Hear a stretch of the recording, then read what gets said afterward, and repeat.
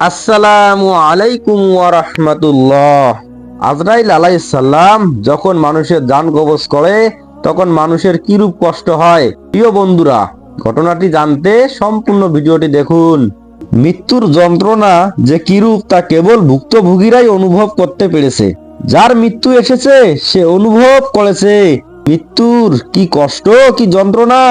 অন্যরা এটা অনুভব করতে পারবে না। আমরা কেবল এর একটা অনুমান করতে পারি।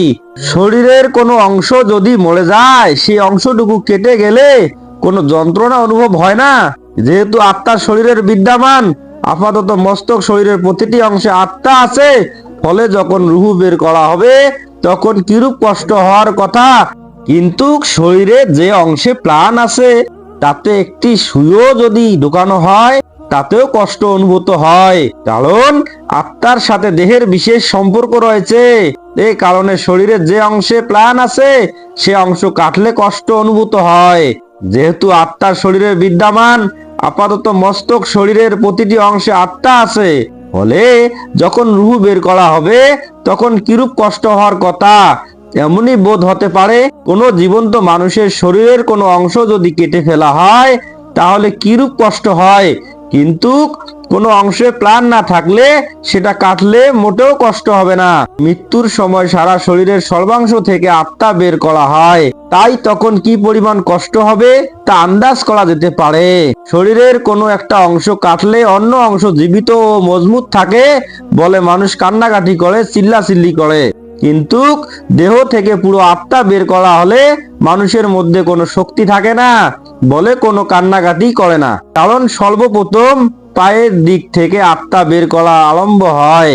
শরীরের যে অংশ থেকে বের করা হয় সে অংশ ক্রমশ অবশ হয়ে আসে, তারপর শীতল হয়ে আসে পায়ের গোছা, তারপর উড়ু।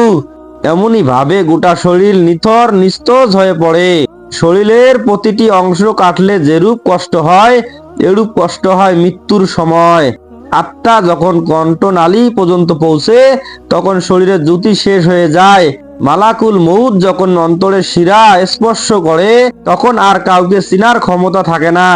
তখন দুনিয়ার সবকিছু ভুলে যায়, জবান বন্ধ হয়ে যায়। তখন যদি মউতের চিত্র চোখের সামনে না ভাসতো তাহলে মৃত্যুর যন্ত্রণার কারণে আশেপাশের লোকজনের তলোয়ার দিয়ে হত্যা করতে উদ্যত হতো। কোন কোন হাদিসে আছে, শ্বাস যখন কণ্ঠনালীতে এসে পৌঁছায় তখন শয়তান সেই মাইয়াতকে পথভ্রষ্ট করার জন্য অনেক প্রচেষ্টা চালায়। রাসূলে আকরাম সাল্লাল্লাহু আলাইহি সাল্লাম অনেক দোয়ার মধ্যে এ দোয়া করেছেন, হায় আল্লাহ, মৃত্যু এবং আত্মা বের করার সময়ের যন্ত্রণা আমার জন্য লাঘব করে দাও। রাসূলে আকরাম সাল্লাল্লাহু আলাইহি সাল্লাম ছিলেন নিষ্পাপ, মাসুম। এমনই ভাবে অন্য আম্বিয়া আলাইহিস সালাম ছিলেন বেগুনাহ। তারা মৃত্যুর কষ্ট লাঘব করার জন্য আল্লাহর দরবারে দোয়া করতেন, মৃত্যুর যন্ত্রণাকে ভীষণ ভয় করতেন, মৃত্যুর কথা চিন্তা করে কেঁপে উঠতেন। হযরত ঈসা আলাইহিস সালাম স্বীয় বিশেষ সাথী হাওয়ারীদের বলতেন, তোমরা আমার জন্য দোয়া করো যেন মউতের সময় আমার মৃত্যুর যন্ত্রণা কম হয়, কারণ মৃত্যুর ভয় আমাকে মৃত্যুর কাছে পৌঁছে দিয়েছে। অথচ আমরা গুনাহের ভারে নুয়ে পড়েছি, তারপরও মৃত্যুর কথা চিন্তা করি না। এ ব্যাপার আমাদের মধ্যে কোনো প্রকার উদ্বেগ ও উৎকণ্ঠা পরিকল্পিত হয় না। আশ্চর্য বটে।